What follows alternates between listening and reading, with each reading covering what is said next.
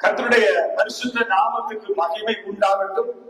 தேவனுடைய மகாபெரிய கிருபையினாலும் இரக்கத்தினாலும் அவர் நம் மேல் வைத்த அந்த அன்பினாலும் இந்த நாளினுடைய சமூகத்திலே வந்து அமர்ந்து அவர் நமக்கு செய்த எல்லா நன்மைகளையும் எண்ணி பார்த்து மனதாக நன்றி செலுத்த கர்த்தர் கொடுத்தது நல்ல பாக்கியத்துக்காக கர்த்தரை நன்றியோடு ஸ்தோத்திரிக்கிற இந்த நாளிலே நேர அறைகளிலே இணைந்திருக்கிற உங்களையும், சபைகளிலே அமர்ந்திருந்த வார்த்தைகளை கேட்கிற உங்களையும் கர்த்தராகிய இயேசு கிறிஸ்துவின் நாமத்தினாலே வாழ்த்தி வரவேற்கிறோம். நாளிலே கர்த்தருடைய செய்திக்கு ஆதாரமாக நாம் திருப்பிக் கொள்வோம். 2 நாளாகமத்து புஸ்தகம் 26ஆம் அதிகாரம் அதனுடைய 5வது வசனத்தை நாம் வாசிக்க கேட்போம். தேவனுடைய தரிசனங்களில் புத்திமானாய் இருந்த சகரியாவின் நாட்களிலே தேவனை தேட மனதிறங்கி இருந்தான்.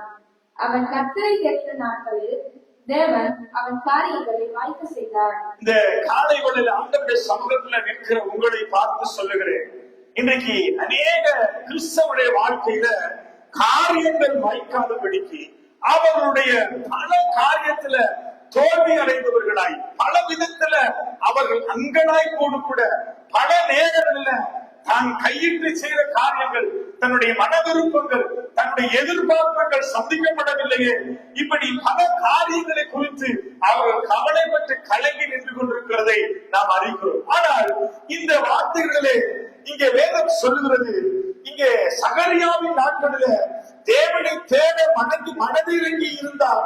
அங்கே அவன் கர்த்தரை தேடின நாட்களில் தேவன் அவன் காரியங்களை எல்லாம் வாய்க்க செய்தாராம். இன்றைக்கு நம்முடைய வாழ்க்கையில நாங்களும் செய்கிற காரியங்கள் அல்லது நம்முடைய பிரயாசங்கள், நம்முடைய மன விருப்பங்கள், நம்முடைய கையின் கிரியைகள், இவை அனைத்தும் இன்றைக்கு வாய்க்க பண்ண வேண்டுமானால் அல்லது அவைகள் சந்திக்கப்பட வேண்டுமானால் நானும் நாளிலே கர்த்தரை தேட வேண்டும் என்கிறதான ஒரு காரியத்தை அறிந்து கொள்ள வேண்டும். அதனாலே இந்த நாளில கர்த்தரை தேடின நாட்களில அவன் காரியம் வாய்க்கிறது என்று சொல்லுகிற அந்த தலைப்புல நானும் இன்றைக்கு கர்த்தரை நாம் தேடினால் நம்முடைய வாழ்க்கையில் இருக்கிற காரியங்கள் அல்லது நம்முடைய தேவைகள், நம்முடைய மன விருப்பங்கள், எதிர்பார்ப்புகள், நம்முடைய வாழ்க்கையில நாம் எதிர்பார்த்து காத்திருக்கிற எல்லா காரியத்திலும் கர்த்தருடைய கரம் இருந்து சகலதையும் அதை வாய்க்கப்படும் என்பதை நானும் அறிந்து கொள்ள வேண்டும். ஆகையினாலே நாம் தொடர்ந்து வாசிக்கலாம். கர்த்தரை தேட மனதிறங்கினால் நானும் இன்றைக்கு கர்த்தரை தேடுவதற்கு எவ்வளவு வாஞ்சியாய் காணப்படுகிறோம். கர்த்தரை தேடுகிற ஒரு மனுஷனுடைய வாழ்க்கையில ஒரு நாளும் ஒரு நன்மை குறைவுபடாது. வாசிக்கலாம். நீதிமொழிகளின் புஸ்தகம் 16வது அதிகாரம் அதனுடைய 33வது வசனத்தை வாசிக்க கேட்போம்.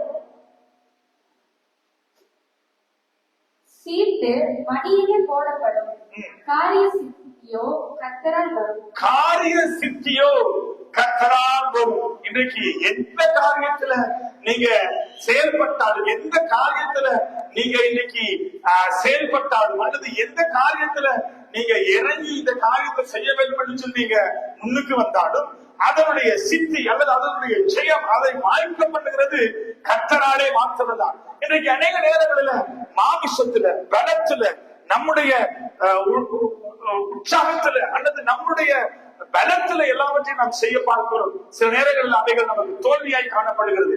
எல்லா காரியமுமே கர்த்தரிடத்துலதான் நமக்கு ஜெயம் கிடைக்கிறது. காரிய சித்தியோ கர்த்தரால் வரும். நமக்கு எல்லாவற்றையும் வாய்க்கப்படுகிறவர் கர்த்தர் தான் என்பதை நானும் அறிந்து கொள்ள வேண்டும். அதனால ஒரு மனுஷனுடைய வாழ்க்கையில எல்லா காரியங்களும் வாய்க்கப்பட வேண்டுமானால் அல்லது ஜெயம் பெற வேண்டுமானால் அவன் வாழ்க்கையில சகல மேன்மையும் கனமும் உயர்வும் அவனுக்கு தேவையானால் அவன் செய்ய வேண்டிய காரியம் என்ன? இன்றைக்கு ஒரு சில வார்த்தைகளை வாசித்து நாம் தியானிக்க போறோம். வாசிக்கலாம். யோசுவா தீர்க்கதரிசி புத்தகம் 3வது அதிகாரத்துடைய 7வது வசனத்தை வாசிக்க. யோசுவா 3:7.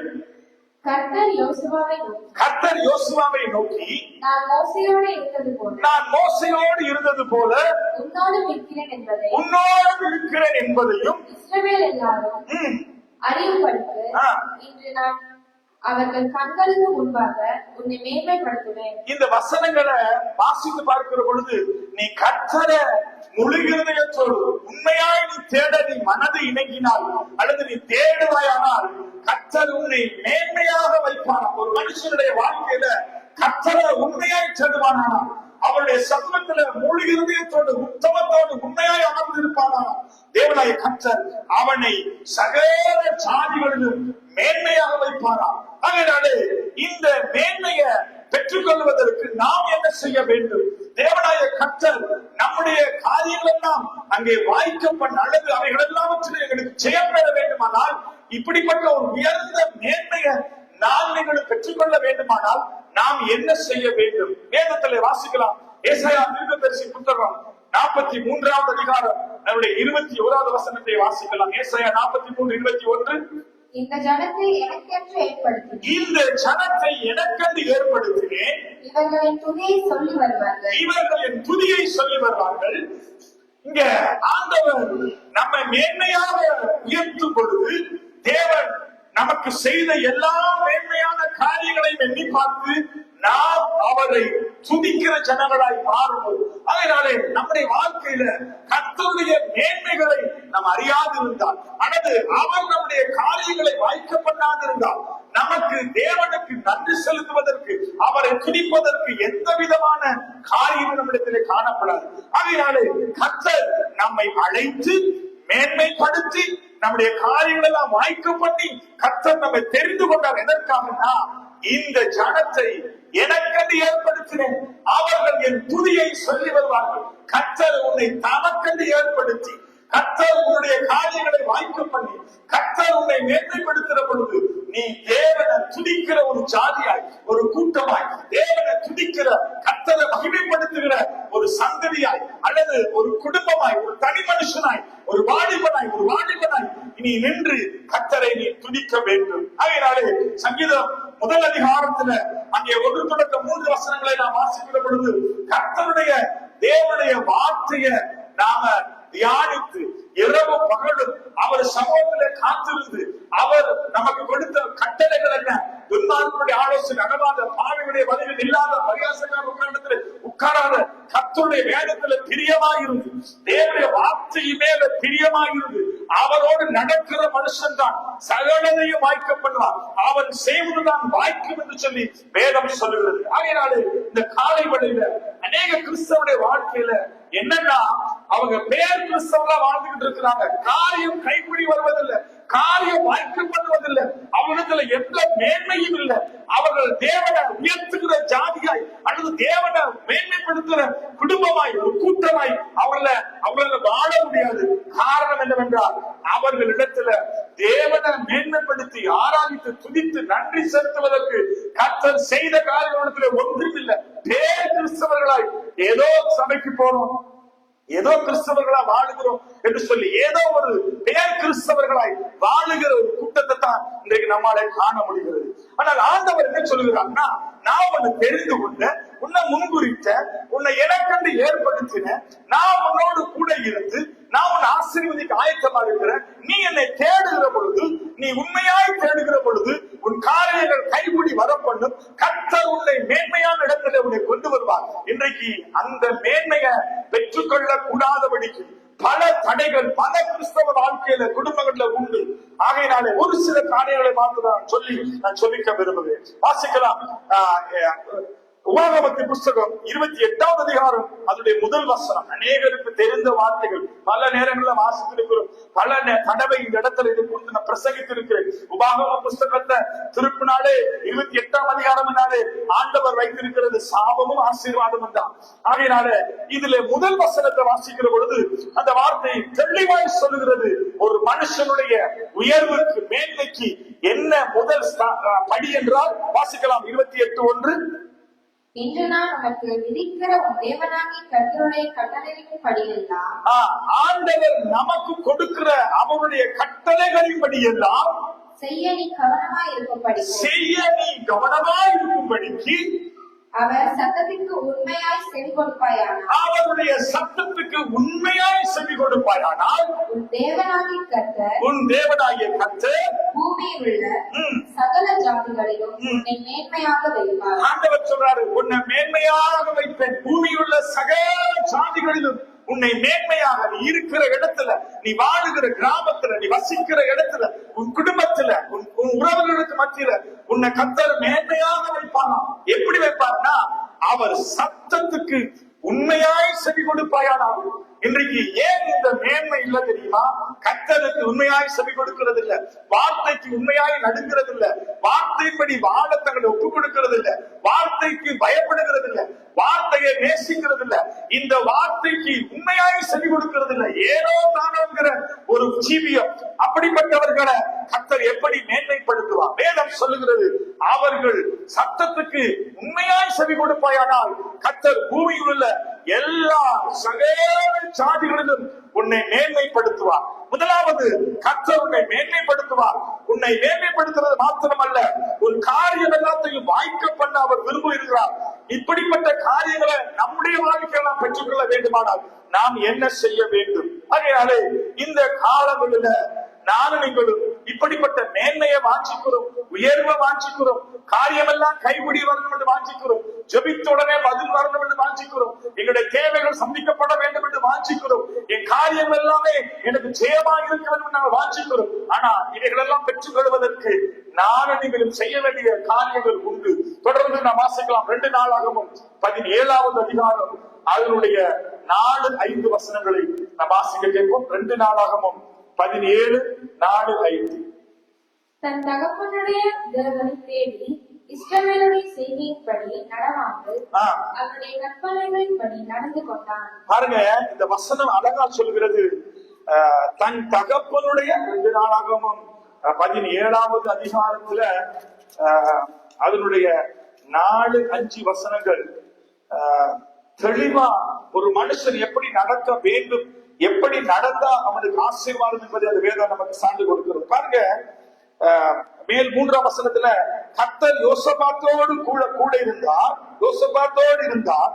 அவன் பாகாலை தேடாமல் தன் தகப்பனாகிய தாவீது முன் நாட்களிலே நடந்த வழிகளிலே நடந்து, பாருங்க, இந்த யோசபாத் என்கிற மனுஷன் தன் தகப்பனுடைய அந்த தேவனை தேடி அவர் வழியில நடந்தானா.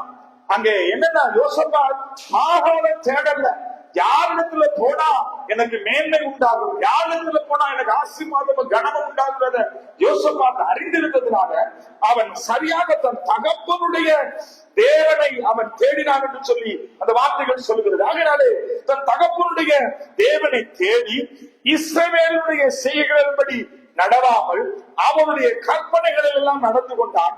ஆகையால் கர்த்தர் அவன் கையின் ராஜ்யபாரத்தை திடப்படுத்தினார். இன்றைக்கு நான் உங்களை பார்த்து கேட்கிறேன், உங்களுடைய கையின் ராஜ்ய பாரங்கள், கையின் ஆசீர்வாதங்கள், கையின் பிரயாசங்கள் திடப்பட வேண்டுமா? அவைகளில் நீங்க மேன்மை உள்ளவர்களாய் காணப்பட வேண்டுமா? ஆண்டவருடைய வேதம் சொல்லுகிறது, கர்த்தருடைய வார்த்தையின்படி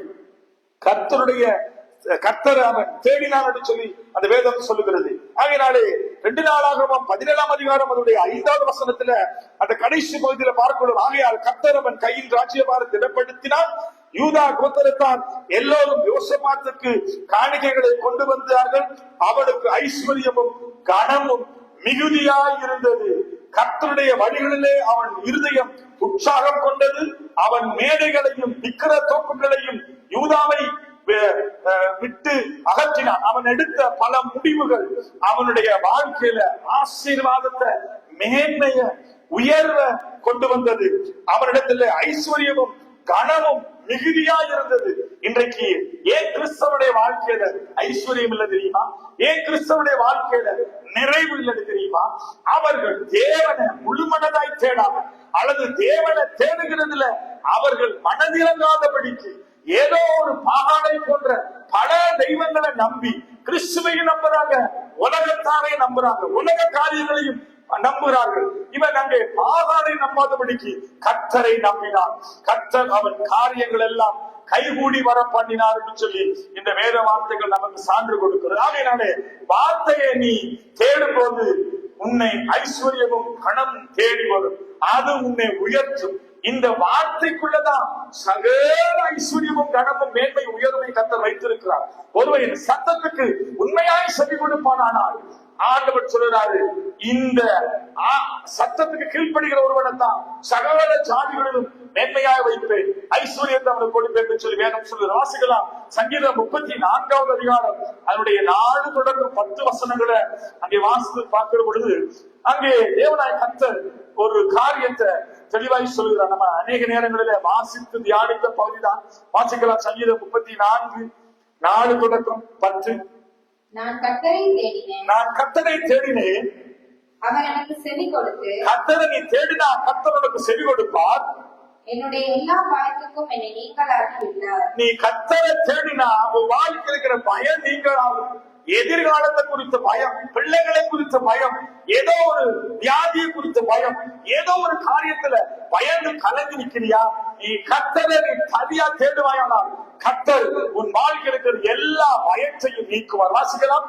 அவர்கள் அவரை நோக்கி பார்த்து பிரகாசம் அடைந்தார்கள், அவர்கள் முகங்கள் வெட்கப்படவில்லை. கர்த்தரை நோக்கி பார்த்தினா நீ பிரகாசம் அடைந்த உன் வாழ்க்கையில வெட்கப்பட்டு போகாதபடிக்கு எல்லா இடத்திலும் கர்த்தரும் தலையை உயர்த்துவார். இன்றைக்கு ஏன் இன்னைக்கு குடும்பத்துல இவ்வளவு வெட்கமும் அவமானமும் நிந்தையும் போராட்டம்னா நீ கர்த்தரை சரியா தேடாததுனால உன் குடும்பத்துல இன்றைக்கு கணவன் மனைவி உறவு இன்னைக்கு சரியில்லை, பிள்ளைகள் பெற்றோர் உறவு சரியில்லை, சகோதரர்கள் உறவு சரியில்லை, தாய் தகப்பனுக்கு இடையில வேற்றுமையும் பெருமைகளும் மேட்டிமையான காரியமாய் காணப்படுகிறது.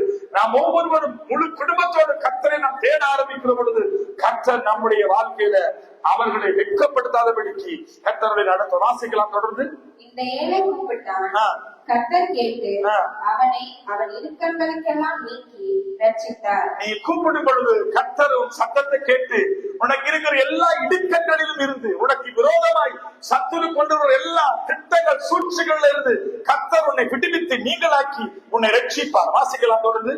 கர்த்தருடைய தூதன் அவர்களுக்கு பயந்தவர்களை சூழ பாலை விலகி அவர்களை விடுவிக்கிறார். கர்த்தருடைய தூதன், தேவ தூதன் யாரு கர்த்தருக்கு பயப்படுகிறாங்களோ அவங்களை தான் சுற்றி பாளையம் இறங்கி அவர்கள் சுத்தி அவர்களை சூழ பாளையம் இறங்கி அவர்களை விடுவிப்பாராம்.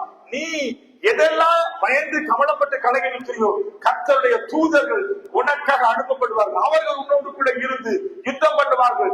உனக்கு விரோதமாக எழும்புகிறவர்களுக்கு கர்த்தருடைய தூதர்கள் அவரோடு கூட யுத்தம் பண்ணி உன்னை நீங்களாக்கி ரட்சிப்பார்கள். வாசிக்கலாம் தொடர்ந்து. கர்த்தர் நல்லவர் என்பதை ருசித்து பாருங்கள், அவர் மேல் நம்பிக்கையா இருக்கிற மனுஷன் பாக்கியவான். எத்தனை பேர் இன்னைக்கு கர்த்தர் நல்லவர் ருசிச்சு பார்த்திருக்கிறீங்க? எத்தனை பேர் அவர் மேல நம்பிக்கையா இருக்கிறீங்க? அவர் மேல நம்பிக்கையா இருக்கிறவர்கள் தான் பாக்கியவான்கள். கர்த்தருடைய பரிசுத்தவான்களே, அவருக்கு பயந்திருங்கள், அவருக்கு பயந்தவர்களுக்கு குறைவில்லை. கர்த்தருக்கு பயந்தவர்களுக்கு குறை இல்லையா? இன்னைக்கு பேர் கிறிஸ்தவர்கள் தான், தேவ பயம் இல்லை, ஆனா எல்லா குறைவோடு வாழ்வாங்க. பல நெருக்கங்கள், கடன் பிரச்சனை, பலவிதமான குறைவுகள், ஆகார குறைவு, சரீரத்துல சுகத்துக்கு குறைவு, சமாதான குறைவு, மனமகிழ்ச்சி இல்ல, வருமானத்துல குறைவு, பலவிதத்துல அவர்கள் அங்கே குறைவுபட்டவர்களாக காணப்படுவார்கள். ஆனா கர்த்தருக்கு பயந்தவர்களுக்கு குறை இல்லை என்று சொல்லி வேதம் சார்ந்து கொடுக்கிறது. வாசிக்கலாம் 10ஆம் அதிகாரம். சிங்கக்குட்டிகள் தாட்சி அடைந்து பட்டினியா இருக்கும், கர்த்தரை தேடுகிறவர்களுக்கோ ஒரு நன்மையும் குறைவுபடாது. கர்த்தரை தேடுகிறவர்களுக்கோ ஒரு நன்மையும் குறைவுபடாது. வேதத்திலே நாங்கள் வாசித்து தியானித்தோம். அங்கே கர்த்தரை தேடின நாட்கள் எல்லாம் காரியம் வாய்க்கப்படினார் என்று சொல்லியும், இப்படி கர்த்தரை தேட மனதிலங்கினதுனால அவனை கர்த்தர் மேன்மைப்படுத்தினார் என்றும், இப்படி வாசித்த வார்த்தைகள் 34 சங்கீதம் 4-10 வசனங்களில அவர்களை கர்த்தர் பயத்துக்கு நீங்களாக்குவார், வெட்கப்பட விட மாட்டார், அவங்க கூப்பிடுதலுக்கு செவி கொடுப்பார். கர்த்தர் அவர்களை எல்லா விதமான பயத்துக்கு அவர்களை விடுதலையாக்குவார். அவர்களை சுற்றி தேவ தூதர்கள் பாளையம் இறங்குவார்கள். அவர்களோடு கூட இருந்து யுத்தம் பண்ணி அவர்கள் ஜெயம் கொடுப்பார்கள். அவரை நம்பி இருக்கிற மனுஷர்களாக இருக்கிற அவர்கள் பாக்கியவான்களாக இருப்பார்கள். கர்த்தருக்கு பயப்படுவதற்கு குறைவில்லை, அவரை தேடுகிறவர்களுக்கு ஒரு நாள் ஒரு நாளையும் குறைவுபடாதுன்னு சொல்லி பல ஆசீர்வாதத்தை கர்த்தருக்கு பயப்படுகிறவரை வருகிறவர்களுக்கு அல்லது கர்த்தரை தேடுகிறவர்களுக்கு தேவனாய கர்த்தர் வைத்திருக்கிறார். இன்றைக்கு இந்த ஆசீர்வாதத்தெல்லாம் இன்னைக்கு நம்ம இழந்து போய் தேவனை தேட இருதயம் இல்லாம பக்தி வைராக்கியம் இல்லாதவர்களா தேவனுக்கு உள்ள தங்களை ஒப்புக் கொடுக்க கூடாதபடிக்கு பல விதத்துல அவர்கள் குறைவுபட்ட வாழ்க்கை வாழுகிறத கவனித்து பார்க்கிறோம். அதனாலே தொடர்ந்து வாசிக்கலாம். ஆமோஸ் 5ஆவது அதிகாரம் அதனுடைய 4-5 வசனங்களை வாசிக்க கேட்போம். ஆமோஸ் 5ஆவது அதிகாரம் 4-5 இந்த வசனங்கள் எப்படியாய் சொல்கிறது? கர்த்தர் இஸ்ரவேல் வம்சத்தாருக்கு சொல்லுகிறது என்னவென்றால், என்னை தேடுங்கள் அப்பொழுது பிழைப்பீர்கள். ஆண்டவர் சொல்லுறாரு, என்னை தேடுங்கள் அப்பொழுது பிழைப்பீர்கள். கர்த்தரை ஒரு மனுஷன் தேடுவானா இருந்தா அவனுடைய வாழ்க்கையில நித்திய ஜீவன், சதாகால ஜீவன், அங்கே மரணத்துக்கு பின்பதாய் ஒரு நித்திய ஜீவனையும், உலகத்துல வாழ்கிற நாட்கள் எல்லாம் அவருடைய வாழ்க்கையில குறைவில்லாம நிறைவுள்ளவர்களாய் அவளை கர்த்தர் நடத்துவார் என்பதையும் 5வது வசனம் சொல்கிறது, பெத்தேலை தேடாதீர்கள், கில்காலுக்கு சேராதீர்கள், பேர்செபாவுக்கு போகாதீர்கள், ஏனென்றால் கில்கால் சிறையிருப்பாயிருக்கும், பெத்தேல் பாழான ஸ்தலமாயிருக்கும். ஆண்டவன் சொல்றாரு, கர்த்தரை தேடு, நீ தேட வேண்டாம் என்கிற சில காரியங்கள் உண்டு. உலக பிரகாரமான ஆசீர்வாதம், பிழையான காரியங்களை செய்து பிழையான கிரியைகளால வருகிற ஆசீர்வாதம், வேலை செய்யற இடத்துல உண்மை இல்லாததுனால, அல்லது நீ இருக்கிற பிரதேசத்துல எத்தனையோ வழிகள் உண்டு நீ மேன்மைப்பட ஆசீர்வதிக்கப்பட, அது தேவனுக்கு சித்தமானதா என்பதை அறிந்து கொள்ள வேண்டும். ஆகையால் தேவனுக்கு சித்தமா இல்லாத காரியங்களை நாம் செய்கிற பொழுது அதுல இருந்து நமக்கு சமாதானமும் ஆசீர்வாதமும் வராது, வேதனையும் கண்ணீருமாய் காணப்படும். ஆகையால் ஆண்டவர் சொல்லுகிறாரு, நீ கர்த்தரை தேடு, நீ தேடுனா பிழைப்ப, நீ பெத்தேல தேடாத, கில்கால தேடாத, அங்க அதுல சேராத, பேர்சபாவுக்கு போகாத, ஏனென்றால் அது ஒரு பெரிய சிறையிருப்பான ஸ்தானமா இருக்கிறது. அப்பொழுது கர்த்தரை தேடுங்கள், அப்பொழுது பிழைப்பீர்கள்.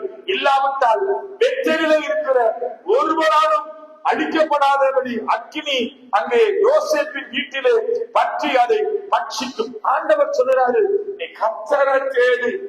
தேடக்கூடாதபடி சில காரியங்கள் உண்டு. நீ எதெல்லாம் தேடுற? மாமிசத்துல ஓடுறியா? என் பலத்துல ஓடுறியா? இல்ல என்னால எல்லாம் செய்ய முடியும், நான் அதை சாதிப்பேன், இதை சாதிப்பேன், என்னால இது லேசான காரியம், அதை நான் செய்வேன்னு சொல்லி பல காரியங்களை மாமிசத்துல செய்ய முயற்சிக்கிறாயா? கர்த்தருடைய சமூகத்தில் அமர்ந்திருந்து தேவ சித்தத்தை விட்டு விலகி சித்தத்துக்கு விரோதமாய் அல்லது தேவ சித்தத்தை அறியாதவளா ஏதோ உலக பிரகாரமான மனுஷனை போல ஏதோ ஒரு காரியத்தை நீ ஓடிக்கிட்டு இருக்கியா இருந்தா ஆண்டவர் சொல்லுகிறாரு, அப்படி ஓடுகிறவர்களை ஆண்டவர் அவர்களை கர்த்தர் பிழைக்காதபடிக்கு அவருடைய வாழ்க்கையில பலவிதமான சஞ்சலங்கள் அவர்களை சூழ்ந்து காணப்படும் என்பதை வேதம் சொல்லுகிறது. அதனாலே 2 நாளாகவும் 14வது அதிகாரம் அதனுடைய 6 தொடக்கம் 11 வசனங்களை நாம் வாசித்து பார்த்து அந்த வார்த்தைகளில தெளிவாய் நாம் அங்கே தியானிக்கலாம். ஆண்டவருடைய பிரசன்னத்துல நிற்கிற நாம் நீங்கள் வாசிக்கலாம். 2 நாளாகவும் 14வது அதிகாரம் அதனுடைய 6 தொடக்கம் 11 வசனங்களை ஒரு விஷயம் அதை நாம் தியானிக்கலாம். கர்த்தர் அவனுக்கு இளைப்பாறுதலை கட்டளையிட்டதினால் அந்த வருஷங்களில் அவனுக்கு விரோதமான யுத்தம் இல்லாதிருந்தது. தேசம் அமெரிக்கையா இருந்தபடியினால் யூதேயாவில் அரணான பட்டணங்களை கட்டினான். 2 நாளாகவும் 14வது அதிகாரம் அதனுடைய 6வது வசனம் அங்கே தெளிவாய் சொல்லுகிறது. நாம வாசித்த பகுதிகள் தான் அதனுடைய பின்பகுதி வருகிறது. யூதாவுக்கு எல்லா பட்டணங்களில் இருக்கிறதும் மேடைகளையும் விக்கிரகங்களையும் அகற்றினான். அவனுக்கு முன்பாக ராஜ்யபாரம் அமெரிக்கையா இருந்தது. கர்த்தர் அவனுக்கு இளைப்பாறுதலையும் கட்டளையிட்டதினாலே அந்த வருஷம் அவனுக்கு விரோதமாக யுத்தம் இல்லாதிருந்தது. தேசம் அமெரிக்கையா இருந்தபடினாலே யூதாவிலே அரணான பட்டணங்கள் எல்லாம் கட்டினான். அவன் யூதாவை நோக்கி, தேசமே நமக்கு முன்பதாய் அமெரிக்கையா இருக்கிறது, நாம் இந்த பட்டணத்தை கட்டி அவைகளை அலங்கங்களை கோபுரங்களை வாசல்களை உண்டு பண்ணி தாழ்பால்களை போட்டு பலப்படுத்துவோம். நம்முடைய தேவனாய கர்த்தரை தேடின பொழுது சுற்றிலும் நமக்கு இளைப்பாறுதலையும் கட்டளையிட்டார் என்றார். அப்படியே கட்டினார்கள். அவர்கள் காரியம் வாய்த்தது. கீழெல்லாம் நீங்க வாசிச்சு பாருங்க. அவன் கர்த்தரை தேடினதுனால அவனுடைய வாழ்க்கையில இளைப்பாறுதல் இருந்ததா? அவனுடைய வாழ்க்கையில எதிரிகள் அவனை சுற்றி தொடாதபடிக்கு கர்த்தர் அவனுடைய காரியங்கள் எல்லாவற்றிலுமே ஜெயம் கொடுத்தார். இப்படி பல ஆசீர்வாதத்தை அங்கே காணக்கூடியதாக இருக்கிறது. அதனாலே நான் உங்களை பார்த்து சொல்லுகிறேன், கர்த்தரை அங்கே 11வது வசனம், ஆசா தன் தேவனாய கர்த்தருக்கு கூப்பிட்டு, கர்த்தாவே பலமுள்ளவர்களாகிலும் பலனற்றவராகிலும் உதவி செய்வது உமக்கு லேசான காரியம். எங்கள் தேவனாய கர்த்தாவே எங்களுக்கு துணை நில்லும். உம்மை சார்ந்து உம்முடைய நாமத்தில் ஏராளமான இந்த கூட்டத்திற்கு எதிராக வந்தோம். கர்த்தாவே, நீர் எங்கள் தேவன், மனுஷன் உம்மை மேற்கொள்ள விடாதையும் என்றார். அப்பொழுது கர்த்தர் அந்த எத்தியோப்பியரை ஆசாவுக்கும் யூதாவுக்கும் முன்பதாக முறியடித்ததினாலே எத்தியோப்பியர்கள் ஓடி போனார்கள். அவர்கள் ஆசாவும் அவரோடு கூட இருந்த இந்த வசனங்களை தான் நீங்க கீழே வாசித்து பார்த்தீங்களா இருந்தா, கர்த்தர் ஆசாவோட கூட இருந்ததுனால ஒரு பெரிய சேனையே அவங்க வெற்றி சென்றாங்க. அவர்களுக்கு விரோதமா வந்த ஏராளமான கூட்டங்கள் அவர்களை கண்டு பயந்து ஓடினது. கர்த்தர் அவர்களுக்கு விரோதமாய் கரத்தை நீட்டி அவர்களுக்கு விரோதமாய் காரியங்களை கர்த்தர் வாய்க்க பண்ணினார். அதனாலே 2 நாளாகவும் 14ஆம் அதிகாரம் 6 தொடக்கம் 11 வசனங்களை வாசிக்கிற பொழுது, ஆசாப்புடைய வாழ்க்கையில அவன் கர்த்தரை தேடின பொழுது காரியம் வாய்த்தது, இளைப்பாறுதல் உண்டானது, தாழ்ச்சி அடையலாம அவன் வாழ்க்கையில எல்லா காரியத்திலையும் கர்த்தர் அவனை உயர்த்தி மேன்மைப்படுத்தினார். நீ கர்த்தரை தேடுவாயானால் உன் வாழ்க்கையில இந்த காலையில ஒரு 5 விதமான ஆசீர்வாதங்களை உன்னால சுதந்திரித்துக் கொள்ள முடியும். முதலாவது, நீ கர்த்தரை தேடு, உன் வாழ்க்கையில காரியம் எல்லாம் கர்த்தர் வாய்க்கப்படுவார். நீ கர்த்தரை உண்மையாய் தேடு, நல்ல இளைப்பாறுதலை தருவார். நீ கர்த்தரை உண்மையாய் தேடினா உனக்கு தாழ்ச்சி இல்லை, நீ குறைவில்லை, நீ உயர்ந்த மேன்மையான ஸ்தலத்துல இருப்ப. நீ கர்த்தரை தேடினா காரிய சித்தியோ கர்த்தரிடத்திலிருந்து வரும். அதனால இந்த காலையில இந்த வசனத்தை கேட்கிற சகோதரனே, சகோதரிய, உங்க வாழ்க்கையில ஏதோ ஒரு இளைப்பாறுதல் இல்லாம மன சஞ்சலத்தோட, ஏதோ ஒரு பலவீனத்தோட, ஏதோ ஒரு ஏக்கத்தோட, ஒரு தோல்வியோட, எல்லா காரியத்தை குறித்து கவலைப்பட்டு அங்கலாய்த்துக் கொண்டு இருக்கிற உங்களை பார்த்து நான் சொல்லுகிற ஒரே ஒரு காரியம் என்னவென்றால், இதெல்லாம் கர்த்தர் மாற்றுவார். உன் குறைவு மாறும், உன் கண்ணீர் துடைக்கப்படும், துக்கமெல்லாம் சந்தோஷமாய் வாழும், எதிர்பார்த்திருக்கிற காரியங்கள் நன்மையாய் உண்டாகும். உனக்கு விரோதமாய் எழுப்புகிற கூட்டத்தை கர்த்தர் முறியடிப்பார். உனக்கு விரோதமாய் எழுப்புகிறவர்களை கர்த்தர் அவர் சந்திப்பார். ஏராளமான கூட்டங்கள் வந்தது, கர்த்தர் அவரோடு கூட இருந்ததுனாலே அங்கே ஒரு ஜெயத்தை கர்த்தர் கட்டளையிட்டார். இப்படிப்பட்ட எல்லா வெற்றியின் பாதையில உன்னை நடத்த அவர் இன்னைக்கு ஆயத்தமா இருக்கிறார்கள். நானும் நீங்கள் என்ன செய்யணும்? அவருடைய சத்தத்தை கேட்பதற்கு நம்ம ஒப்பு கொடுக்க வேண்டும். தேவ சத்தத்தை ஒரு மனுஷன் கேட்டு கர்த்தருக்குள்ள வாழ அல்லது நடக்க தன்னை ஒப்பு கொடுப்பானால் அவனை கர்த்தர் உயர்ந்த ஸ்தானத்துல மேன்மையாய் வைக்க அவர் ஆயத்தமா இருக்கிறார். 2 நாளாகவும் 26:5 வாசித்த பிரகாரம் கர்த்தரை தேடின நாட்கள் எல்லாம் அவன் காரியம் வாய்த்தது. இன்றைக்கு உன் வாழ்க்கையில பிள்ளைகளுக்கு திருமணம் சரியா இல்லையா, வேலை இல்லையா, படிச்சுட்டு பிள்ளைங்க வீடுகள்ல சும்மா இருக்கிறாங்களா, ஏதோ பிள்ளைகள் தேவையற்ற பழக்கத்துக்கு கட்டுப்பட்டு அடிமைப்பட்டவர்களா இருக்கிறாங்களா, ஏதோ ஒரு இனம் தெரியாத பயம் ஒண்ண மாற்றி வதைக்கிறதா, உன் வாழ்க்கையில கண்ணீர் வேதனை துக்கமாய் காணப்படுகிறதா, உன் கையில் பிரயாசங்கள் எந்த ஆசீர்வாதமும் இல்லையா, எடுக்கிற முயற்சிகள் எல்லாம் தோல்வியா போகுதா, இன்னைக்கு ஆண்டவருடைய சத்தத்தை கேள். கர்த்தர் உன்னை பார்த்து சொல்லுகிறார், நீ கர்த்தரை தேடு, உன் காரியம் எல்லாம் கர்த்தர் வாய்க்கப்படுவார். முழு இருதயத்தோட தேடு, சத்தத்துக்கு உண்மையாய் செவி கொடு, கர்த்தர் உன்னை உயர்த்தி மேன்மைப்படுத்துவார். பூமியில் உள்ள சகல சாதிகளிலும் உன்னை மேன்மையாய் கர்த்தர் வைப்பார். இன்றைக்கு ஆண்டவருடைய ஆசீர்வாதத்தை பெற்றுக் கொள்வதற்கு நாங்க என்ன செய்யணும்னா, உண்மையா கர்த்தரை தேடணும், உண்மையா அவர் சத்தத்துக்கு செவி கொடுக்கணும், அவருடைய சமூகத்துல உண்மையாய் வந்து அமர்ந்திருக்க வேண்டும். கர்த்தரை உண்மையாய் தேடுகிறவருடைய வாழ்க்கையில கர்த்தர் சகலத்தையும் அவனுக்கு கர்த்தர் நேர்த்தியாய் எதிர்பார்த்து இருக்கிறதை பார்க்கிறார். எல்லாவற்றையும் ஆண்டவர் வெற்றிப்பாய் இழந்து போனது அவன் மன விருப்பங்கள் எல்லாம் கர்த்தர் நேர்த்தியாய் சந்தித்து கொடுத்து அவனை ஆசீர்வதித்து அவனை மேன்மைப்படுத்துவார். அவனை கர்த்தர் வாழாக்காமல் தலையாக்குவார், கீழாக்காமல் மேலாக்குவார். நீ கடன் கொடுப்பாய், கடன் வாங்காமல் இருப்பாய். உன் ஆசீர்வாதங்கள் உன் மேல அவர் சொல்லப்பட்ட ஆசீர்வாதங்கள் நிரப்பப்பட்டிருப்பாய். கையில் பிரயாசங்கள் ஆசீர்வதிக்கப்படும். உன்னுடைய எல்லா விதத்திலும் நீ தலை நிமிர்ந்து தலை உயர்ந்த ஸ்தானத்துல உயர்ந்த பட்டணமாய் கர்த்தரை எடுத்து நிறுத்துவார். மலையில இருக்கிற பட்டணம் மறைந்திருக்காதுன்னு சொல்லி வேதம் சொல்கிறது. உயர்ந்த பட்டணமாய், கனி கொடுக்கிற ஒரு மரமாய், அநேகர் வந்து இளைப்பாறுகிற ஒரு ஸ்தானமாய், தேவனுடைய அப்பத்தின் வீடாய் கர்த்தர் உன்னை ஆசீர்வதித்து உன்னை பெருமைப்படுத்தி உன்னை மேன்மைப்படுத்துவார். உன் ஆசீர்வாதத்தை கண்டு அநேகர் உன்னிடத்திலே வருவார்கள். நீ கர்த்தருக்கு முன்பதாய் அலங்காரமான கிரீடமாய் கர்த்தர் உன்னை உயர்த்தி உன்னை மேன்மைப்படுத்துவார். அநேகர் வந்து கிறிஸ்துவை அறிந்து கொள்ளுகிற ஒரு ஸ்தானமாய், ஒரு குடும்பமாய், ஒரு ஸ்தலமாய் கர்த்தர் உன் எல்லைகளை கர்த்தர் விஸ்தாரப்படுத்துவார். உன்னோடு கூட இருந்து கர்த்தராய் கிறிஸ்துடைய கரம் உன்னோடு கூட இருந்து தீங்கு தொடாதபடிக்கு எல்லையெல்லாம் விஸ்தாரப்படுத்தி காத்து உன்னை கர்த்தர் நடத்துவார். ஆகையினால இன்றைக்கு இந்த வசனத்தை கேட்கிற உங்களை பார்த்து சொல்லுகிறேன், கர்த்தருடைய காரியங்கள் எல்லாம் உன் வாழ்க்கையில் ஆசீர்வாதமே வரணுமா இருந்தா நீ அவரை தேடு, அவர் சமூகத்துல சாய்ந்து, அவர் பாதத்துல காத்திரு, சத்தத்துக்கு உண்மையாய் செவி கொடு. கர்த்தர் உன்னை ஆசீர்வதித்து உன்னை மேன்மைப்படுத்தி உன்னை திடப்படுத்தி உன் காரியங்கள் எல்லாம் வாய்க்க பண்ணி கர்த்தர் உன்னை ஆசீர்வதித்து உன்னை உயர்த்த அவர் போதுமானவராக இருக்கிறார். God bless you.